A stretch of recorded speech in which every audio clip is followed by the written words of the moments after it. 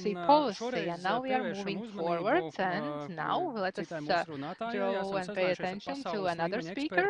So we have contacted the world-level expert, Professor Sonia Livingstone, who is a professor in the London School of Economics and Political Science, professor at the Department of Media and Communication. He has published 20 books about media. She has also consulted the government of the UK, European Commission, European Parliament, UN, UNICEF, and other institutions about child safety on the internet, also rights on the digital environment. Floor to Professor Sonia Livingstone. Hello, good afternoon. Hello. Hello, good afternoon, and thank you so much for inviting me into this very interesting event, which I greatly appreciate. So I speak as a researcher, a social psychologist originally, and a lot of my work has been focused on how it is that ordinary people engage with media as the media and digital environment is itself constantly changing and becoming more complex. And I think in all my work I ask myself the question, what is it that the public needs to understand about the media in order to function in today's society?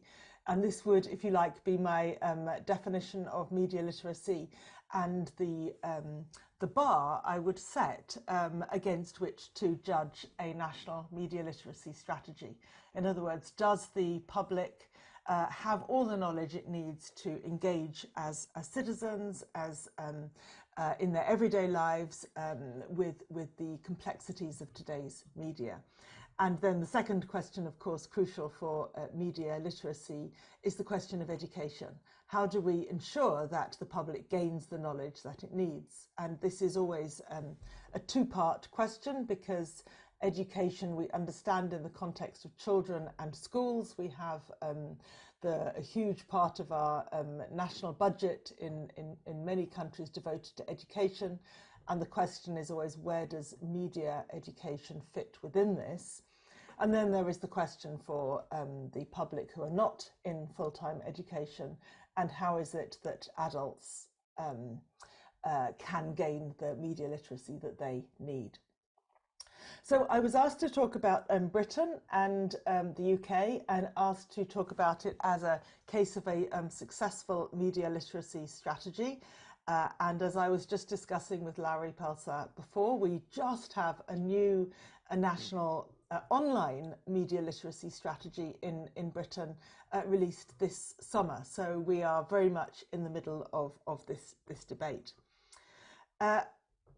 I might begin, actually, as the previous speaker did, by saying there is a long history to this strategy. The strategy we have is new, but the long history is really a history of media education, and very much informed by theories of pedagogy, culture, and, if you like, media citizenship in an age that was dominated by television and film.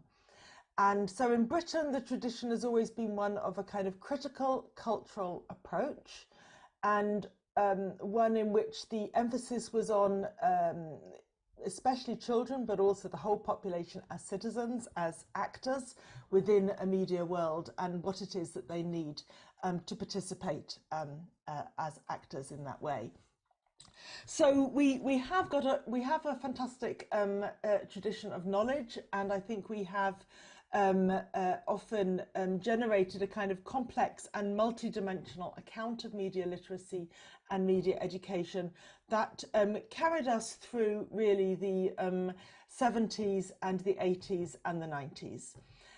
And I would say that despite the strengths of our kind of intellectual and pedagogic tradition, things have become more difficult with the advent of the digital world. And there are some kind of historic reasons for that I hope that those in other countries might learn from and put right. And perhaps the really crucial thing that happened in Britain is that when we began thinking, how do we regulate the internet and the convergence of the digital landscape, and that was for our Communications Act in 2003, a very different question arose, and that question was, how do we make sure that the consumers of media services have the kind of technical and protective competencies to survive in that world? And so the task of media literacy was given to the communications regulator, which is at heart a markets regulator, and to the Ministry of Media, Culture and Sport, now Digital Media, Culture, Sport, rather than the Ministry of Education. And I would say since then, designing a national media literacy strategy is a challenge for any country. But it is particularly a challenge when the task has been given to a market regulator and a ministry of, as it were, media rather than education.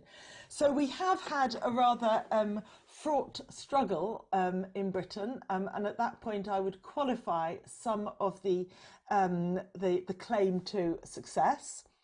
But in preparing for the media literacy strategy that was just released, as I said, in 2021, our government did an evaluation of the media education of the British public, and it has some positives and some questions, and you will see exactly how that came about from the context of what I've just said. So the evaluation of media literacy in the UK, as reported by our government, is that the public has a good foundation in basic digital skills to access information, especially among the young, that people have a good foundation of knowledge and awareness across the population, but it tends to be quite basic and sometimes context specific. And then that there is more limited media literacy among the British public in terms of equal distribution of the skills and understanding needed to be a critical citizen in the digital age, and something of a disconnect between what people know and how they act, between knowledge and behaviour. And one might add to that very recently a kind of increased scepticism, distrust of all media, which can be read as a sign of successful critical literacy, but also leads to a sense of alienation among the public. So there are some challenges. And in our media literacy strategy just released, what the government now proposes as the priorities, and I think these are good priorities, is that we should really focus now on evaluation, on which strategies, which approaches to media education are effective, work, on funding in ways that lead to sustained media literacy initiatives, not ones that come and go or are for an immediate need and then forgotten. That there should be a focus on hard to reach audiences, as we say, not just educating those who already are listening and responsive, but making sure that everyone is included, and a particular focus on those who are vulnerable to the problems that arise in our digital media environment. That there should be a focus on the harms of mis and disinformation, and that there should be coordination. And coordination is often emphasised, I think, because we have so many actors who are in some shape or form contributing to the media literacy agenda in Britain, but they're not especially coordinated, and the task really is that the regulator should undertake that coordinating act. I would like to say that the Department for Education should really take a lead in that, especially in relation to the media education of children. So I think we are, in many ways, an interesting case, a very strong intellectual history, a very strong pedagogic history, a rather more fragmented recent history faced with the enormous complexity of today's digital media landscape, and some real challenges ahead, which I think all of us here on this call can focus on what is becoming a very interesting European agenda designed, I think, to take this task forward. Thank you.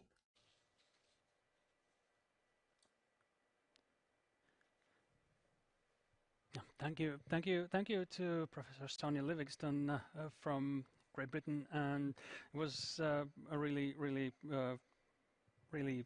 good way to see things. Just to know that Great Britain has a new strategy just adopted this summer, so we have to take into account this thing. Thank you, and pārslēdzamies atpakaļ uz latviešu valodu.